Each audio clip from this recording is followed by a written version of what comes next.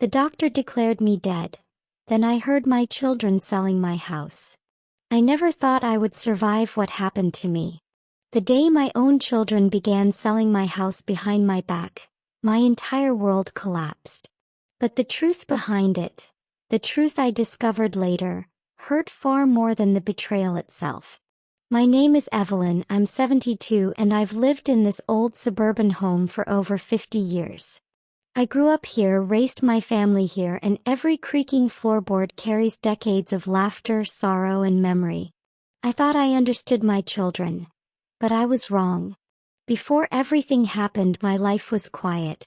I spent my mornings tending the garden, feeling the cool breeze on my wrinkled hands, listening to the birds fight over the last crumbs of my breakfast. Afternoons were reserved for tea on the porch, letters from distant friends, and sometimes a walk to the old market where everyone knew my name. Even after losing my beloved husband 10 years ago, I cherished this peace. The small routines that made life predictable and safe. My relationship with my children had always been a complicated tapestry of love and friction. Michael, the eldest, was warm but distant, carrying responsibilities like armor. Sarah, the middle child, bright and lively, often reminded me of my younger self. And Leo, the youngest, quiet and almost shadow-like, seemed to drift through life, watching more than participating. I believed we could overcome any disagreement, any misunderstanding, because family always found a way to mend. Yet little did I know the calm I held so dearly was about to vanish in a way I could never imagine. A subtle shift had begun. A hushed tension in the corners of our home, the kind of quiet that whispers when no one is looking. And I, trusting and weary from decades of life, did not see the storm gathering just beyond the walls. It began with small signs. The muffled phone calls, hushed laughter behind closed doors, glances shared over my head. At first I dismissed them. Perhaps it was old age making me paranoid. Perhaps I was imagining betrayal where there was none. But the chill in my bones told me otherwise. Something was about to break. As I watered the rose bushes one morning, a neighbor waved from across the street, her expression uneasy. "Evelyn," she said softly, "have you noticed anything strange? Your children." Her words hung like a cold shadow in the air. I smiled nervously and shook my head, brushing off her concern. But deep down, a seed of doubt had taken root. And I had no idea how far its branches would stretch. But then, on a gray Wednesday in early autumn, I noticed an unfamiliar envelope slipped beneath my door.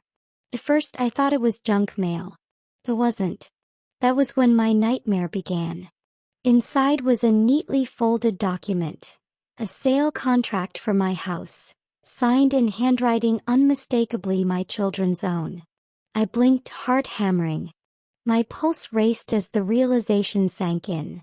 They were planning to sell the home I had lived in for decades. The home that held every memory of my husband, my youth, my family's laughter. Over the next few days things grew worse. Michael whispered on phone calls, voice sharp and hurried. Sarah avoided my questions, her eyes flitting nervously across the room. And Leo, quiet as ever, lingered in hallways I thought were empty. A sense of unease settled in my chest like a heavy stone I could not lift. Every corner of the house suddenly felt foreign, every familiar sound suspicious.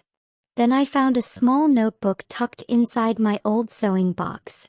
Pages filled with conversations, plans, and figures regarding the sale.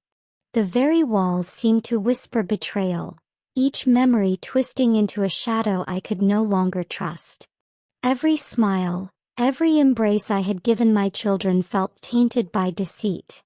When I confronted Michael, he broke down and confessed that they had thought I was incapable, too old to manage the sale and too trusting to see their intentions.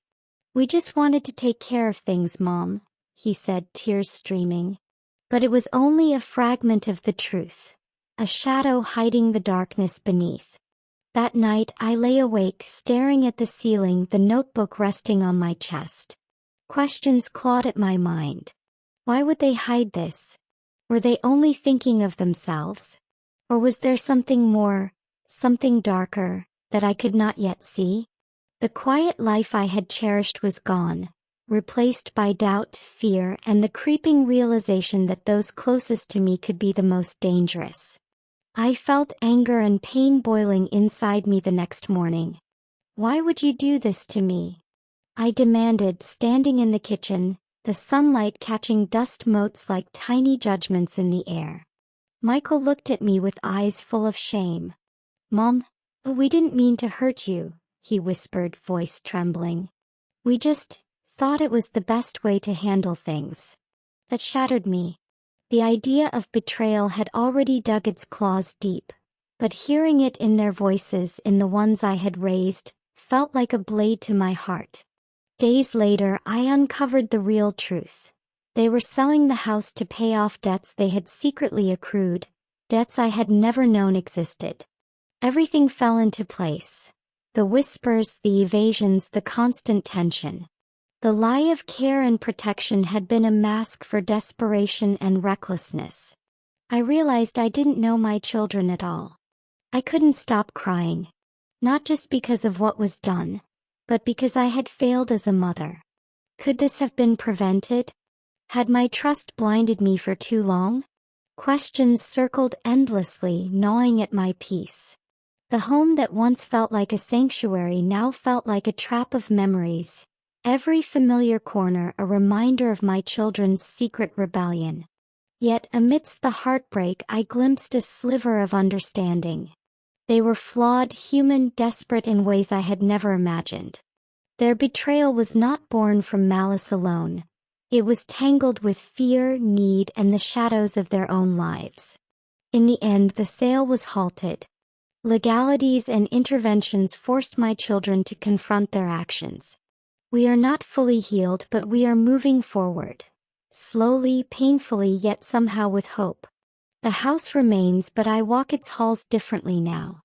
I notice the quiet more than before, the absence of unspoken words, the weight of secrets finally exposed. I spend mornings in the garden, evenings sipping tea while the sun bleeds orange across the sky. My children visit cautiously, aware of the scars their actions have left, yet the bonds of family still shimmer, fragile but unbroken. Looking back, I understand one thing. Some secrets don't stay buried. They wait until they tear everything apart. I have learned to watch, to listen, to feel with a heart that is older, wiser, and more cautious. This was my story. And I hope no one ever has to live a truth like this.